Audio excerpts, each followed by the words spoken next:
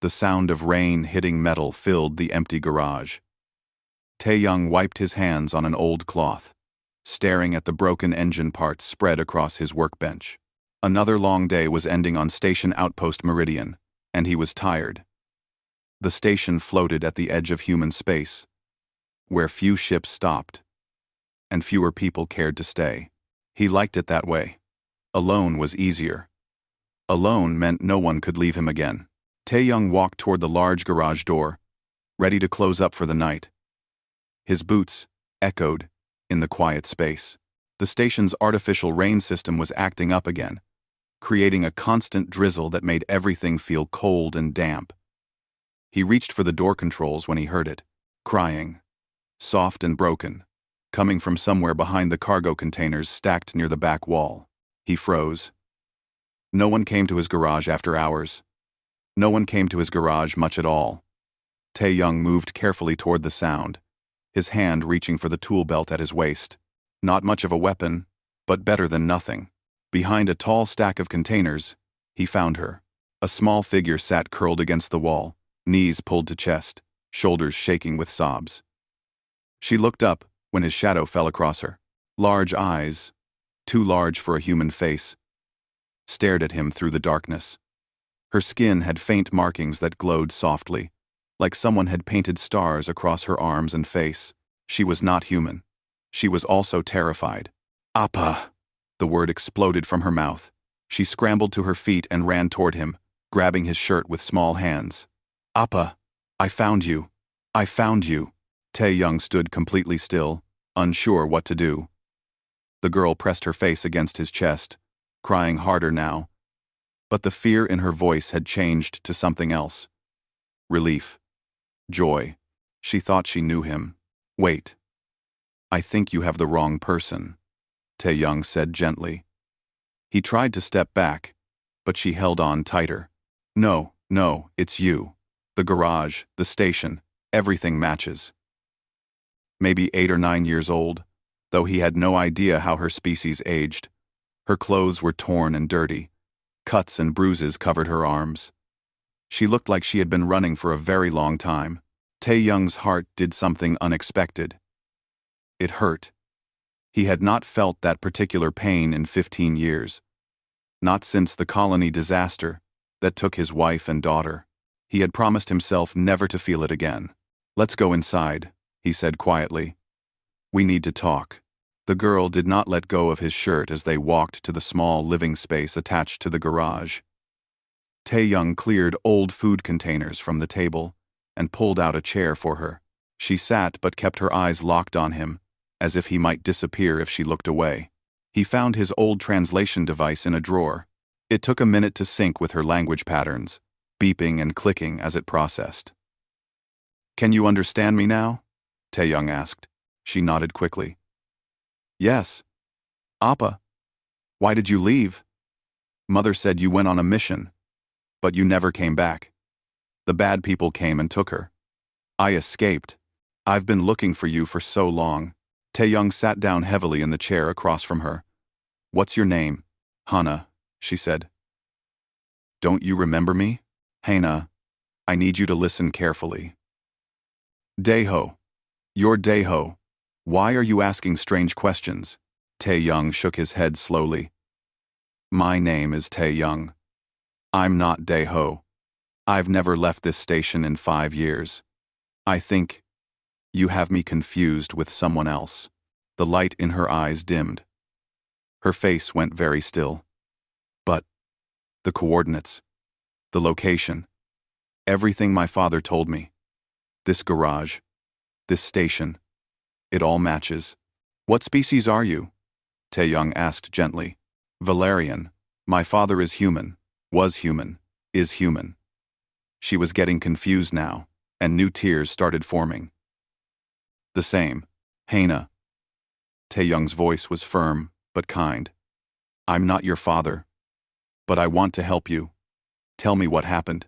The story came out in pieces, broken by sobs and long silences. Her father had gone to a human colony world 3 years ago, on a diplomatic mission. He worked for something called the Bridge Protocol, though she did not understand what that meant. He never returned. 6 months later, armed men came to their home. They took her mother.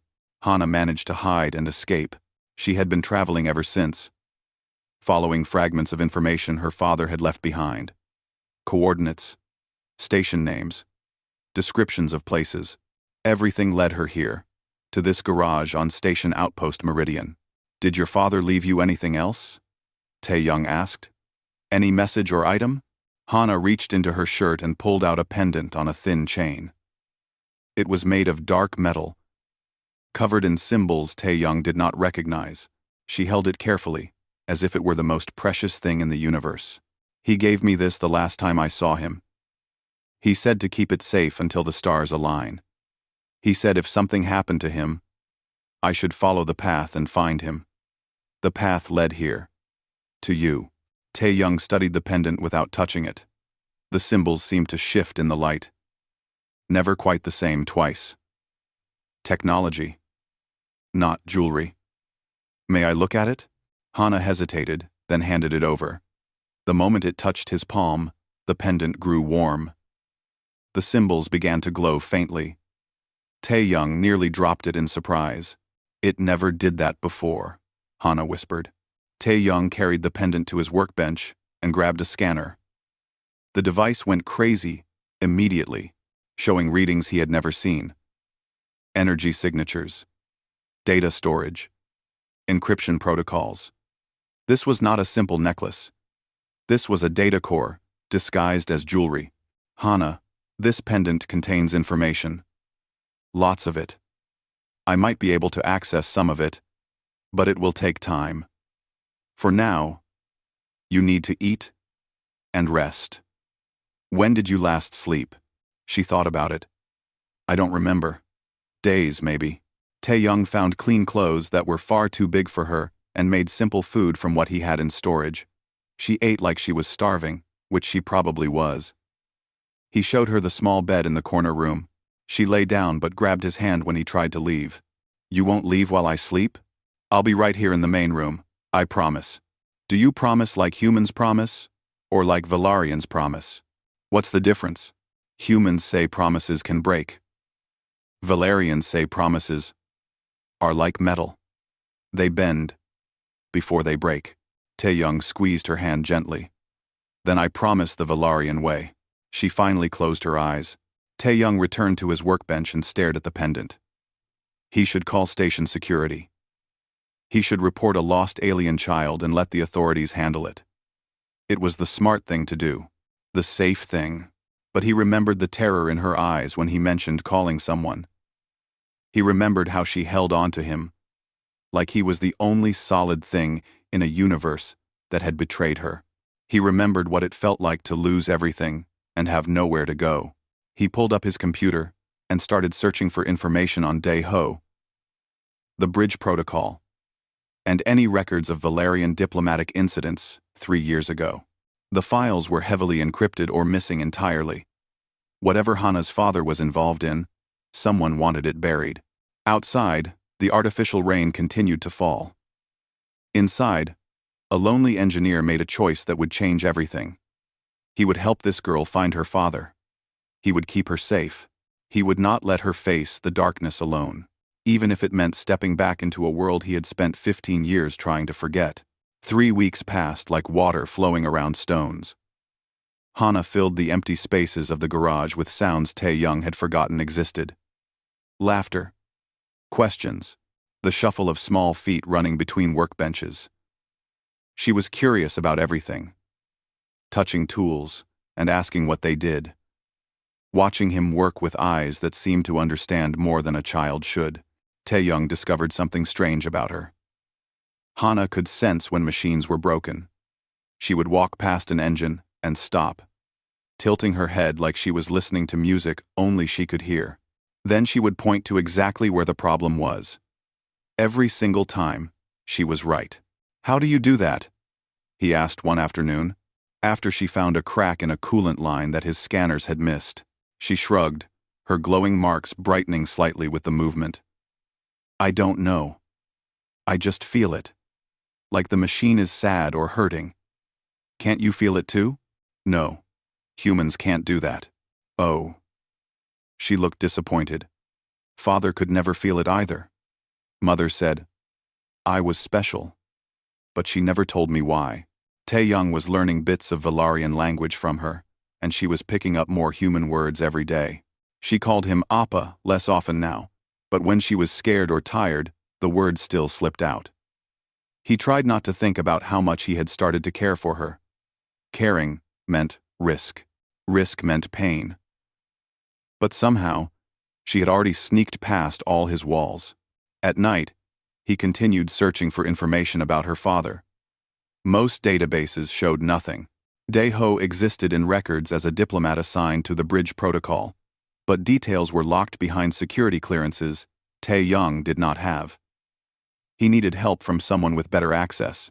He called an old friend named Ji-won, an information broker who lived 3 stations away. They had served together in the merchant fleet before Tae-young became a hermit. Ji-won owed him favors and never asked too many questions. I need everything you can find on a human named Dae-ho. Last known location near Colony World Tertius. Disappeared 3 years ago. Tae-young said, over the secure channel. Ji-won whistled low. The bridge protocol? You're playing with fire, my friend.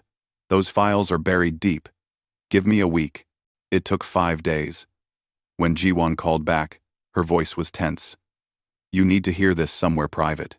Tae-young sent Hana to the parts storage area with a project to keep her busy, then locked the office door. Talk to me. Your Dae-ho was not just a diplomat, Ji-won said. The bridge protocol was a secret program after the contact wars. They placed human specialists in alien societies to build trust and gather intelligence. Dae-ho was investigating illegal weapons development near Tertius when he vanished. Here is the interesting part. 3 months before he disappeared, he filed reports about something called architect technology, ancient alien stuff. The reports were flagged and sealed immediately. Who sealed them? Military intelligence. But here is the scary part. 2 weeks ago, someone with serious resources started searching for a Valarian child matching your girl's description. They are calling her an asset, Tae-young. People are looking for her, and they are not the good kind of people. Tae-young felt his blood go cold. How much time do I have? Unknown. But if they track her to your station, not much. Be careful. The call ended. Tae-young sat in silence, thinking, he should run, grab Hana, and disappear into deep space before trouble arrived. But running meant abandoning any chance of finding her father. Running meant she would never know the truth. He was still thinking when the garage door opened with a loud crash. 5 figures walked in, all armed, all wearing mismatched armor that marked them as mercenaries. The leader was a tall human man with a scarred face and cold eyes. He smiled when he saw Tae-young. Good afternoon. I'm looking for something that belongs to my employer. A small Valarian girl. Sources say she might be here. Tae-young stood slowly, positioning himself between the mercenaries and the storage area where Hana was hiding. This is a private garage. You should leave. I don't think so. The leader, whose name tag read Song-woo, gestured to his team. They spread out, weapons ready. My employer is willing to pay very well for the girl. Hand her over, and you can walk away rich. Refuse, and we take her anyway. Your choice. There's no one here but me. Sang-woo laughed. You're a terrible liar. We tracked her signal to this station 3 days ago. She's here. Now, we can do this the easy way or the hard way. That was when Hana's pendant, which Tae-young had been wearing under his shirt for safekeeping, suddenly grew hot against his chest. Before he could react, it projected a bright holographic map into the air above them. Star systems, coordinates, data streams. 12 locations scattered across the galaxy, all glowing in blue light. Everyone froze, staring at the display. Well, Sang-woo said softly, that changes things. Looks like we need you alive now, engineer. The pendant bonded to you. Interesting. His team raised their weapons, and Tae-young knew he was out of time. He had seconds to act. His hand slammed down on a control panel hidden beneath the workbench. Instantly, the garage erupted into chaos. Defense systems that Tae-young had installed years ago and never used came to life. Blast doors dropped from the ceiling, separating the mercenaries. Automated turrets emerged from walls, firing stun rounds. Smoke filled the air. Alarms screamed. "Hana! Run to the ship!" Tae-young shouted. Tae-young! She appeared from the storage area, eyes wide with fear. She saw the mercenaries and froze. Tae-young grabbed her hand and pulled her toward the back exit where his old freighter, the Broken Star, was docked. Behind them, Sang-woo was shouting orders, trying to control his scattered team. They ran through corridors Tae-young knew by heart, Hana's hand tight in his. The ship's loading ramp was open. He practically threw her inside and jumped after her, slapping the emergency launch controls. The ramp closed as energy blasts hit the hull. "Strap in," Tae-young yelled, sliding into the pilot's chair. His hands moved across controls he had not touched in years. The Broken Star was old and ugly, but she was fast when she needed to be. The engines roared to life. Through the viewport, he saw Sang-woo burst onto the docking platform, aiming a weapon at them. Too late. The ship lifted off, smashing through the docking bay's weak upper shields and shooting into open space. Alarms were going off everywhere. But Tae-young ignored them. He punched coordinates into the navigation computer and activated the jump drive.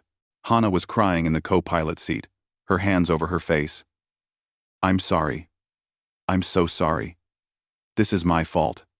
I brought danger to you." "No," Tae-young said firmly, even as his ship jumped into hyperspace and the station disappeared behind them. "This is not your fault. None of this is your fault." Once they were safely in hyperspace, Tae-young finally took a breath. His home of 5 years was gone. His garage was destroyed. He was now a fugitive running from mercenaries. All because he chose to help one scared child. He looked at Hana, who was staring at him with those large, frightened eyes. "I should have called the authorities," he said quietly. "This is my mistake, not yours." "Where do we go now?" she asked in a tiny voice. Tae-young pulled out the pendant. The holographic map appeared again, showing the 12 locations. One set of coordinates glowed brighter than the others. He recognized the system. Novara Prime, a mining colony in neutral space. A place where people went to hide or to find things that should stay lost. "Your father left you this map for a reason.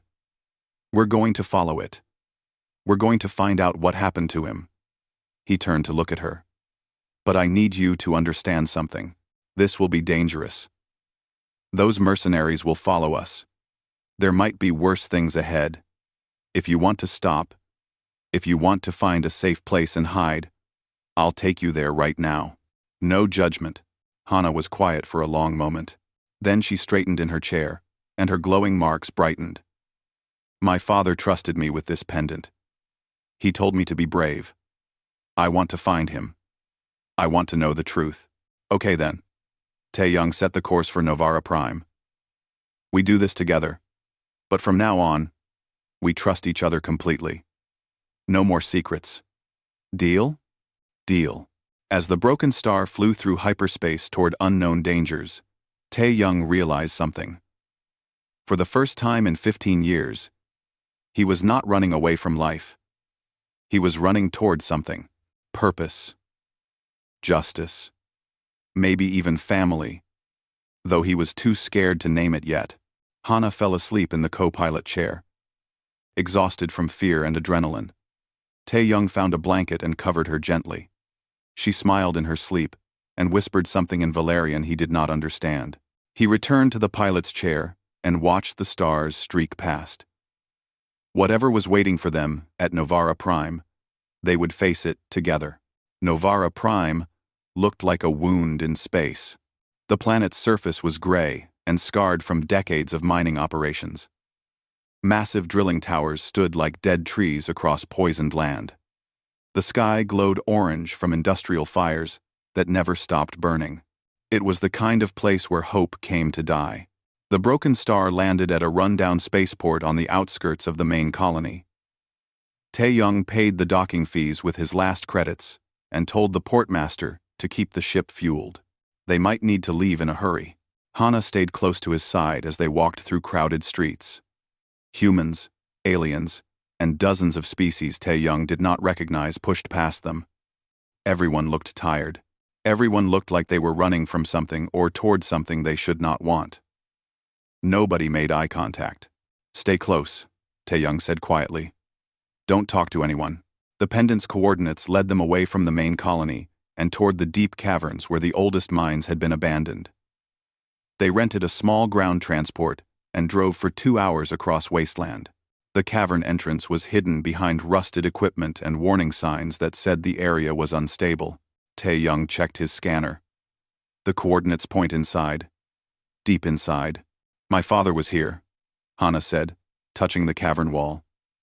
Her marks glowed brighter. "I can feel it. He left something behind." They climbed down into darkness, using portable lights to see. The cavern went deeper than any mine Tae-young had ever seen. Strange markings covered the walls, symbols that looked nothing like human or Valerian writing. The air grew colder the farther they descended. After an hour of climbing, they found it. A massive door built into the cavern wall. It was made of black metal that seemed to absorb light. The same symbols from the pendant were carved into its surface. "This is not human technology," Tae-young whispered. "This is old. Really old." Hana touched the door, and it responded to her immediately. The symbols glowed. The door split down the middle and slowly opened, revealing a corridor beyond. Lights flickered on automatically, illuminating walls covered in more alien writing and strange equipment. They walked carefully into what looked like a research facility. Computers lined the walls, most of them still active. Workstations were covered in papers and data tablets. In the center of the main room was a chair facing a large screen. Someone had spent a lot of time here. Tae-young found a data tablet on the main console and activated it. A face appeared on the screen. A human man with kind eyes and tired features. He looked very much like Tae-young, enough to make Hana gasp. "This is Research Log 47, the man said. "My name is Dae-ho. If you are watching this, it means I'm either dead or captured. If my daughter Hana is with you, please protect her. She is more important than she knows."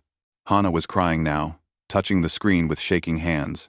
"Father," Dae-ho's recording continued. "3 months ago, I discovered evidence of something called the Architects. They are an ancient race that existed millions of years before current civilization. They built fail-safe systems across the galaxy, designed to reset any species that became too dangerous or too advanced. These resets have happened before. Entire civilizations erased from history." Tae-young felt his stomach drop. "Reset? What does that mean?" The recording answered his question. "A reset means extinction. The Architect's systems will activate and eliminate the target civilization completely. Humanity's rapid expansion after the contact wars has triggered these ancient protocols. The Architects are coming back, and they will kill billions." "Why are you telling me this?" Hana whispered to the screen, even though her father could not hear her. "The pendant I gave Hana contains access codes," Dae-ho said. "There are 12 architect nodes scattered across the galaxy. All 12 must be deactivated to stop the reset.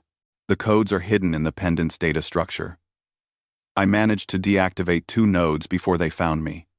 Someone will need to finish what I started." The recording showed star maps, technical data, and images of massive alien structures floating in deep space.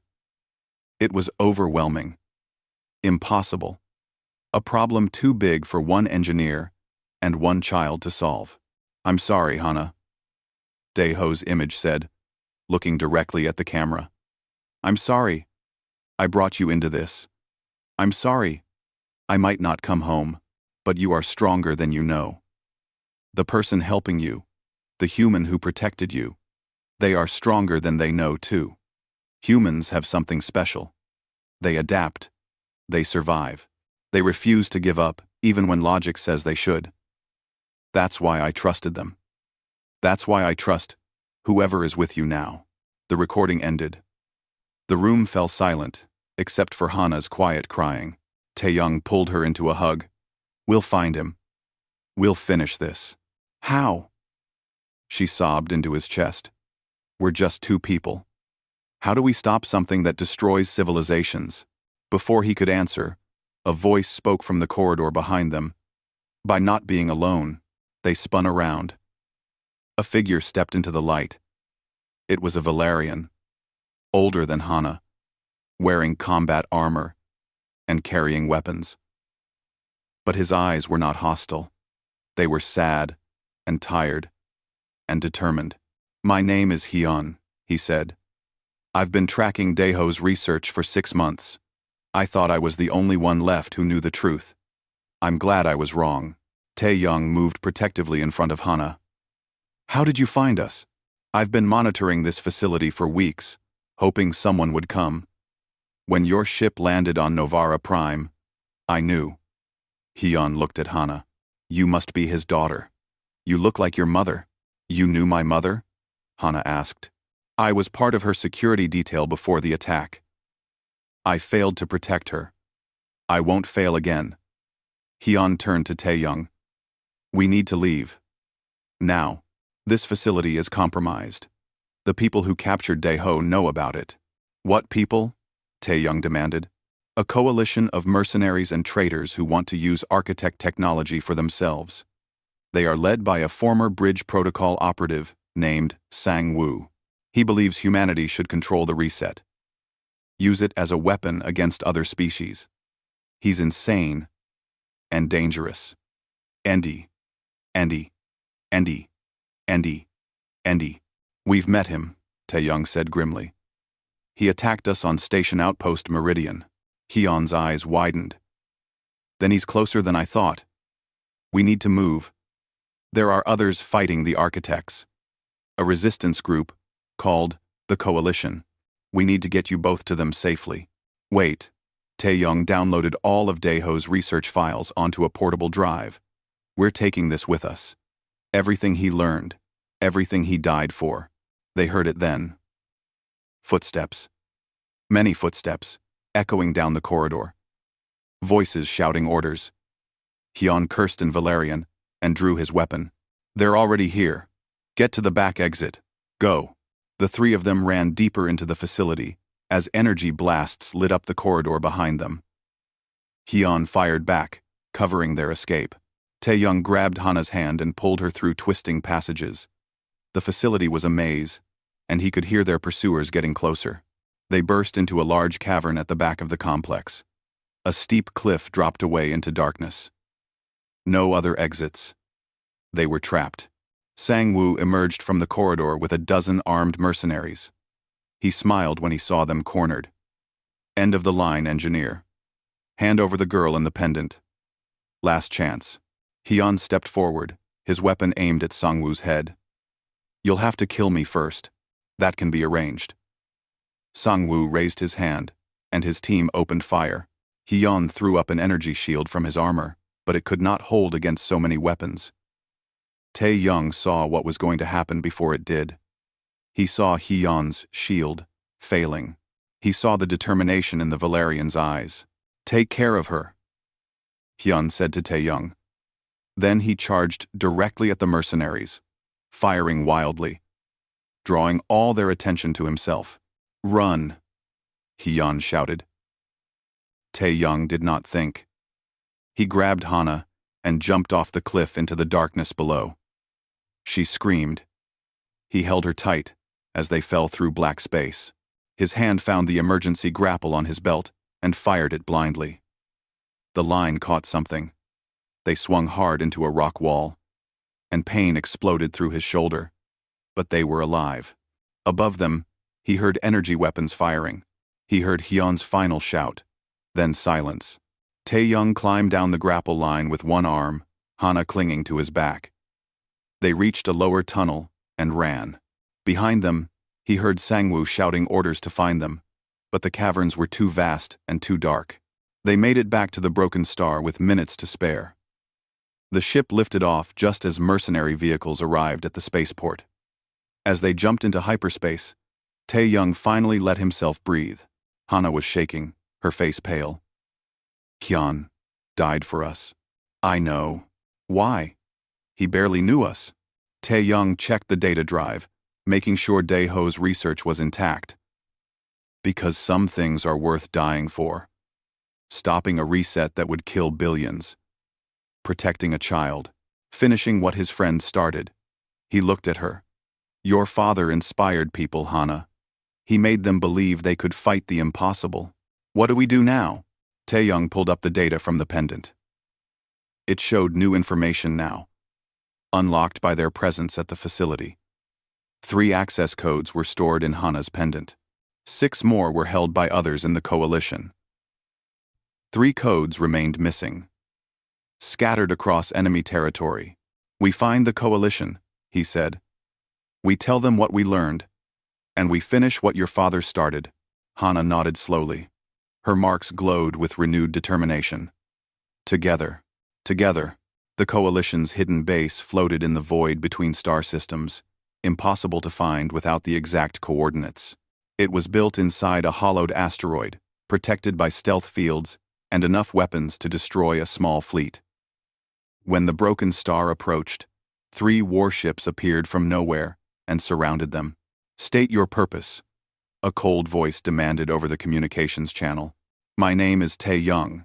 I carry research from Daeho and 3 access codes for the architect nodes. I request an audience with the coalition leadership. A long silence followed. Then the voice said, You may dock. Any hostile action will result in immediate destruction. Inside the asteroid, the base was larger than Tae-young imagined. Thousands of people moved through corridors and workstations. Humans, Valarians, and dozens of other species worked side by side. This was not just a military base. It was a community united by a single purpose. Guards escorted them to a large conference room where coalition leaders waited. There were 12 beings seated around a circular table. Military commanders, scientists, diplomats. The diversity was staggering. At the head of the table sat an elderly Valarian named Minho. His face marked with age and wisdom. So, Minho said, studying Tae-young and Hana carefully. You are the ones who have caused such chaos across 3 systems. Sangwoo's mercenaries are hunting you. You destroyed a research facility on Novara Prime. You carry Daeho's research, and you are traveling with his daughter. He leaned forward. Tell us everything, Tae-young did. He explained how Hana found him, how they discovered the pendant's secrets, how Hyun died protecting them. He showed them the research data and explained what Daeho had learned about the architects. The room grew very quiet when he finished. Finally, a human commander named Yoonji spoke. We've been gathering access codes for 2 years. We have 6 of the 12. You're telling us this child's pendant contains 3 more? Yes, Tae-young said. That means only 3 codes remain. Where are they? Minho answered. One is held by a sympathetic architect researcher on the planet Helios. One is hidden in an ancient temple on the moon of Kryx, and the third was taken by Sangwoo when he betrayed the coalition. So we need to retrieve 2 codes and take one from Sangwoo, Tae-young said. What happens after we have all 12? A scientist stepped forward with a holographic display. The 12 codes must be entered simultaneously at the Architect Control Station, located at the galaxy's core. The station is protected by automated defenses designed to destroy any unauthorized approach. Even with the codes, reaching the station will cost many lives. And Daeho? Hana asked quietly. What happened to my father? Minho's expression softened. We believe he is held prisoner on the Architect Station. Sang-woo captured him alive, because Dae-ho knows things about architect technology that no one else does. If we reach the station, we may be able to save him. Hope and fear warred in Hana's face. Then we have to go. We have to try. No, said a military commander. You're a child. This mission is for soldiers and specialists. We'll take your pendant, and the pendant is bonded to her. Tae-young interrupted. Remove it from her, and it stops working. We already tested that. Hana has to come with us. Unacceptable, Eunji said firmly. We don't bring children into war zones. Minho raised his hand for silence. There is something you should understand about Hana. About why Dae-ho gave her the pendant. He turned to Hana. Child, touch that console there and tell me what you feel. Hana approached a nearby computer terminal and placed her hand on it. Her marks glowed brightly. It's processing data about energy shields. It's struggling with calculations. The third processing core is damaged. Minho smiled sadly. Correct. You have a gift, Hana. A genetic modification your father made before you were born. You can interface directly with architect technology. You're not just carrying codes.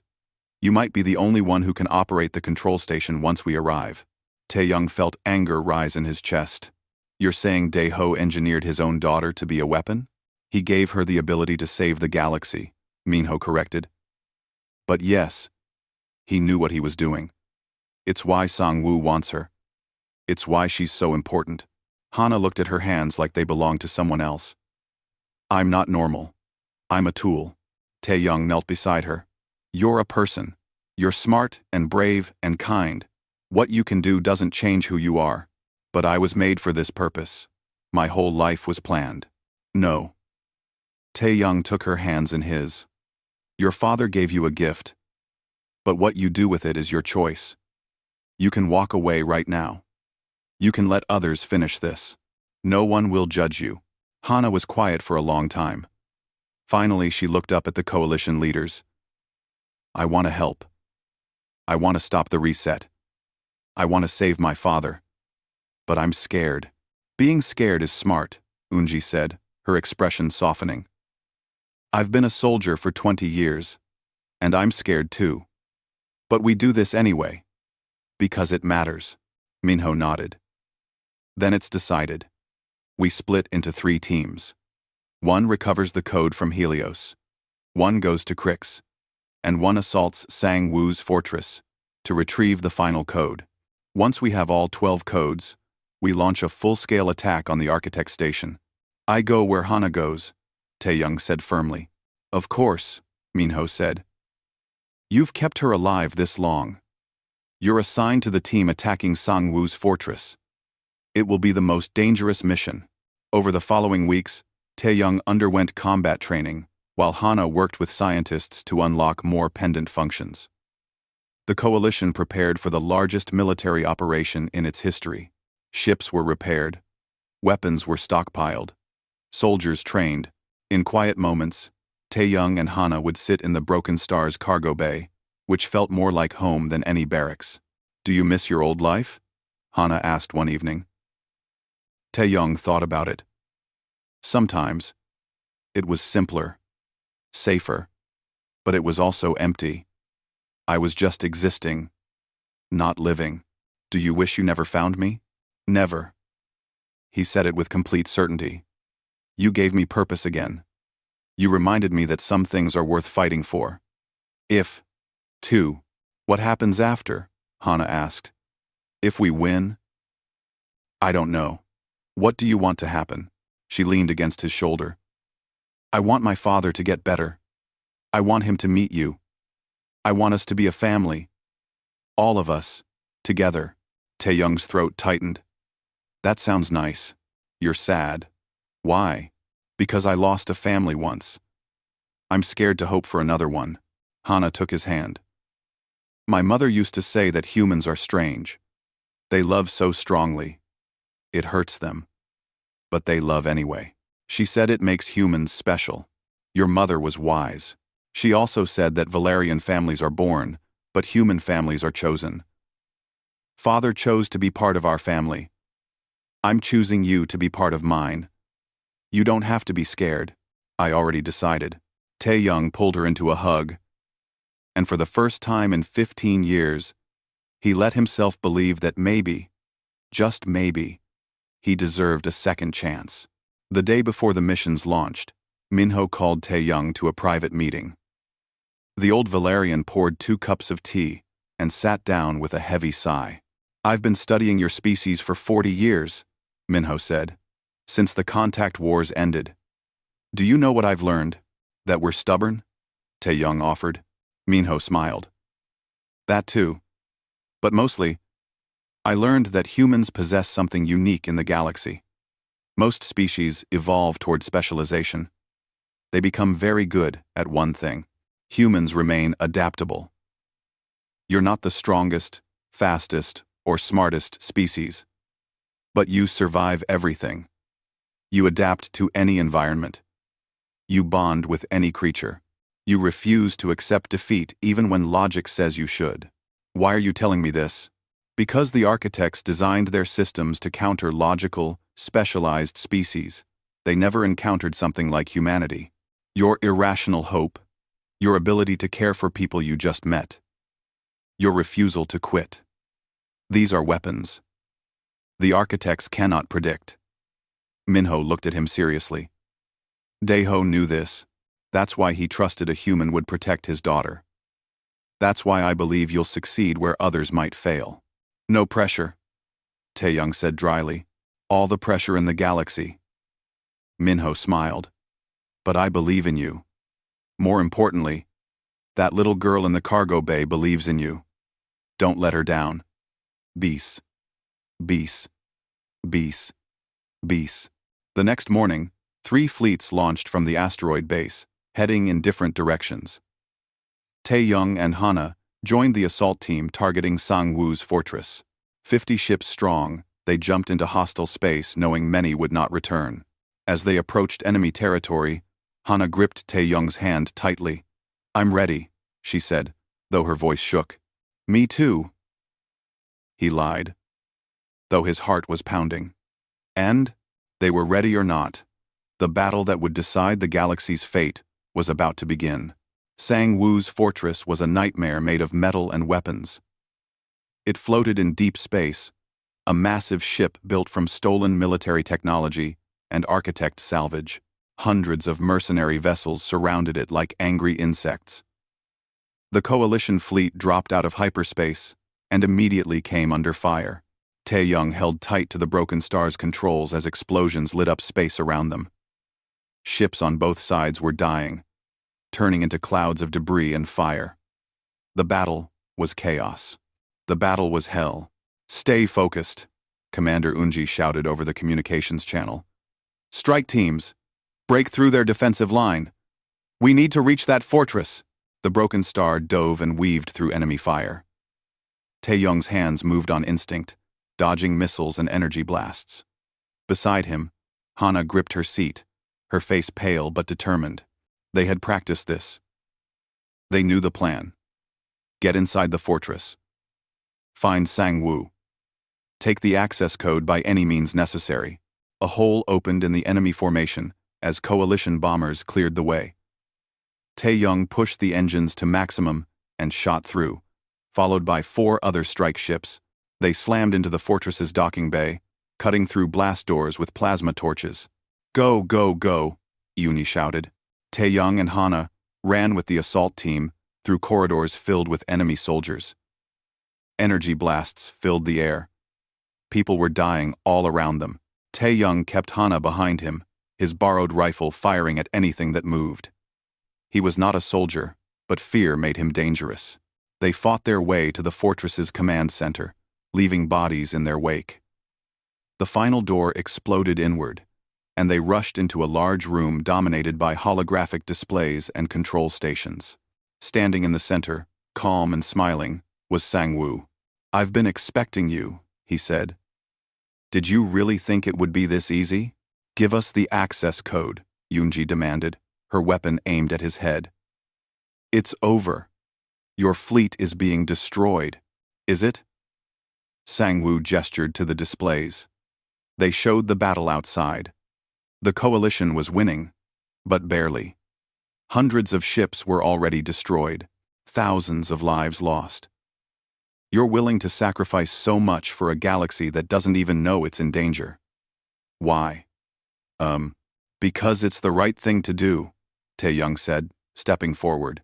Sang-woo's eyes locked onto him. Ah, the engineer. The man who chose to protect an alien child instead of living quietly. Tell me, was it worth losing everything? Your home? Your peace? All for her? Yes. Why? She's not even your species. You owe her nothing. Tae-young thought about that question. He thought about the scared girl crying in his garage. He thought about her laugh when she learned to fix engines. He thought about her calling him Appa when nightmares woke her. He thought about family that was not born but chosen. Because that's what humans do, Tae-young said. We care about people, even when logic says we shouldn't. We fight for strangers. We adopt alien children. We refuse to let innocent people die even when saving them costs everything. You used to understand that. You were bridge protocol. What happened to you? Something flickered across Sang-woo's face. Pain. Anger.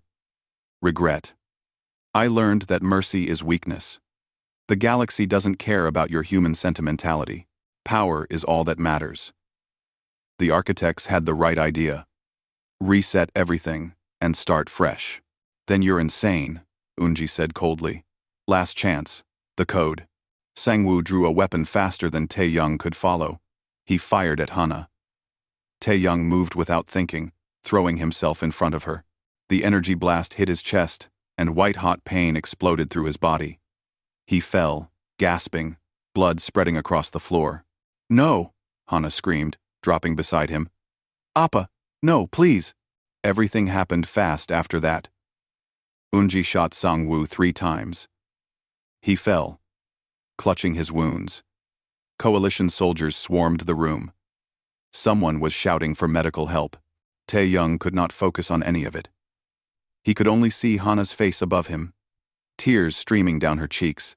Don't die, she begged. Please don't die. I need you. Code, Tae-young gasped, blood filling his mouth.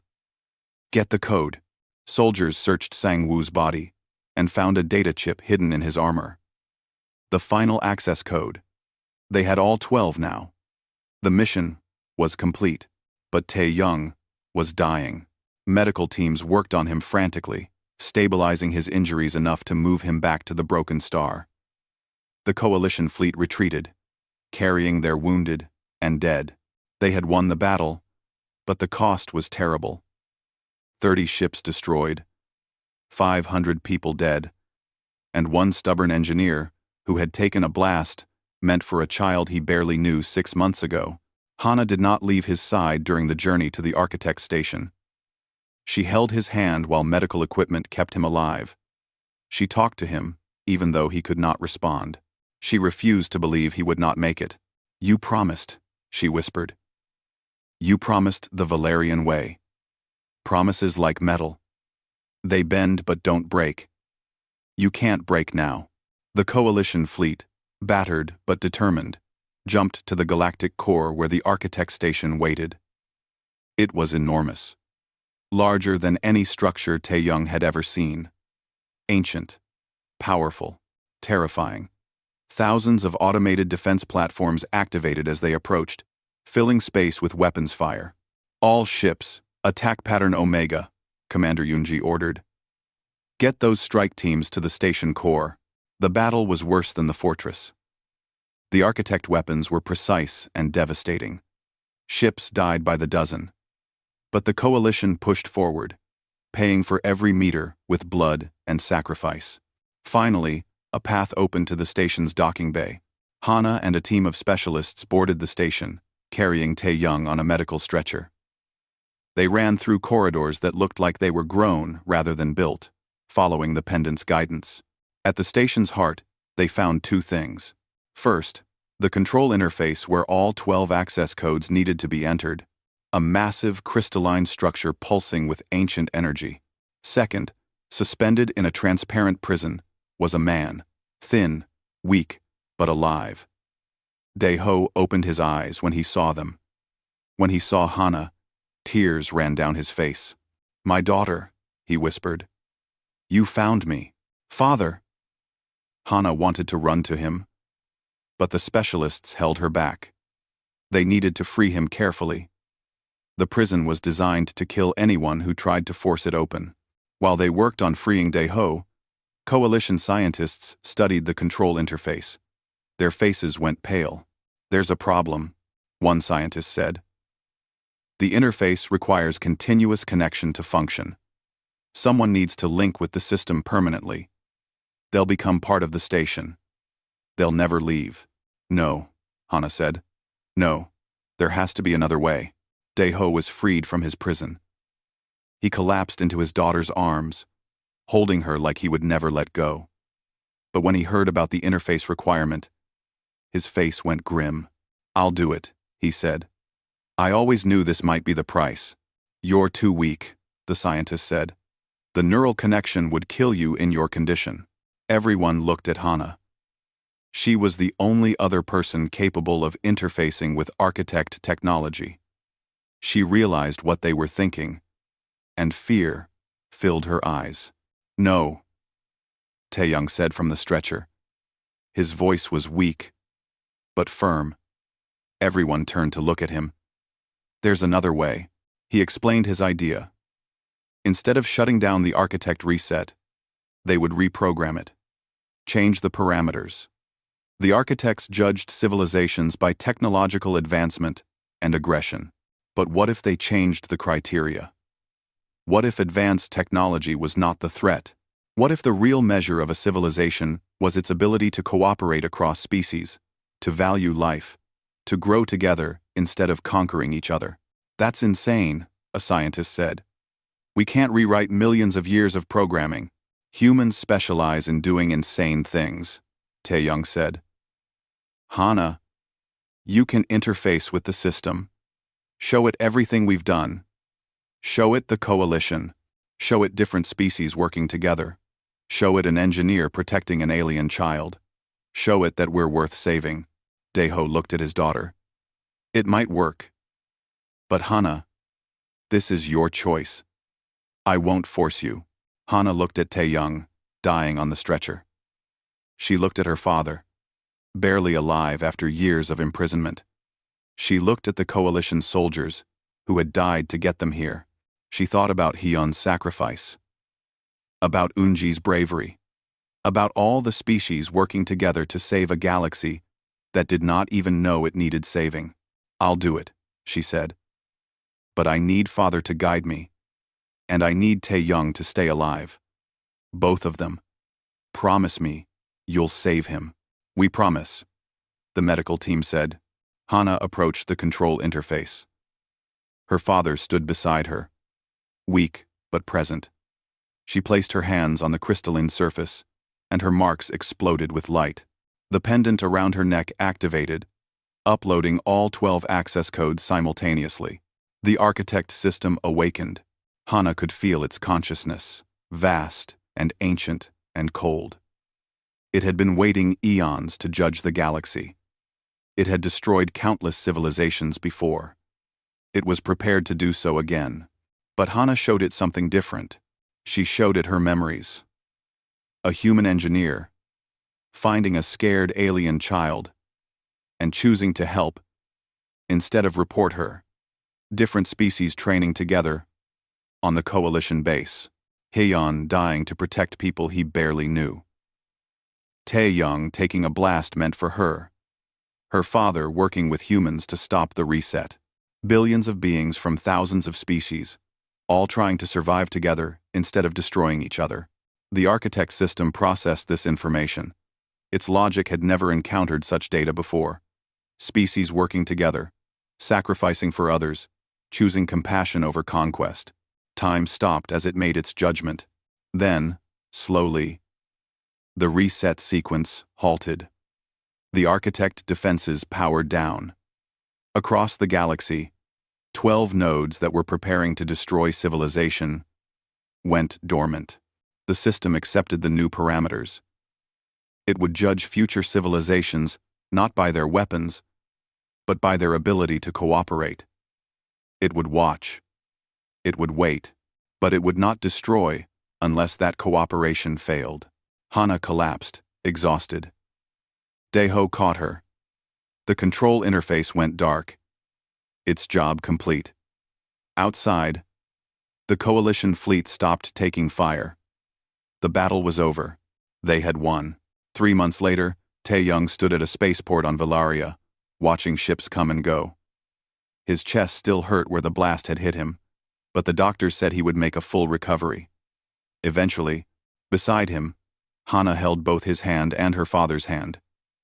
Deho was stronger now, though he would never be the same after his imprisonment. But he was alive. They were all alive. "What will you do now?" Deho asked Tae-young. "Return to your station? Rebuild your garage?" "Actually, the coalition offered me a position as chief engineer. They want me to help build a new facility where different species can learn from each other. A school, basically. Will you take it?" Hana asked hopefully. "Only if my teaching assistant agrees to help me." Tae-young looked down at her. "What do you say? Want to teach alien kids how to fix engines?" Hana's marks glowed bright with joy. "Yes, but we do it together. All of us. Father too." Deho smiled, something he had not done much in 3 months. "I suppose I could use a new career. Diplomat was dangerous. Teacher sounds safer." They walked together through the spaceport, heading toward a future none of them could have imagined 6 months ago. Tae-young had lost his quiet life. He had lost his isolation. He had nearly lost everything. But he had gained a family. Not born from blood or biology, not even from the same planet, but a family built from choice, sacrifice, and love that crossed the void between species. The galaxy had learned an important lesson from the architect crisis. The universe was vast and dangerous, but together, different beings could face anything. Technology did not make a civilization great. Compassion did. Cooperation did. The willingness to protect those who needed protecting did. And humanity, with all its flaws and irrationality, and stubborn refusal to accept the impossible, had shown the galaxy what it meant to truly care. In the end, that was humanity's greatest achievement. Not their weapons, not their ships, not their engineering or their adaptability. Their ability to look at a scared alien child crying in a garage and say, without hesitation, "I will keep you safe." That was what made humans special. That was what saved the galaxy.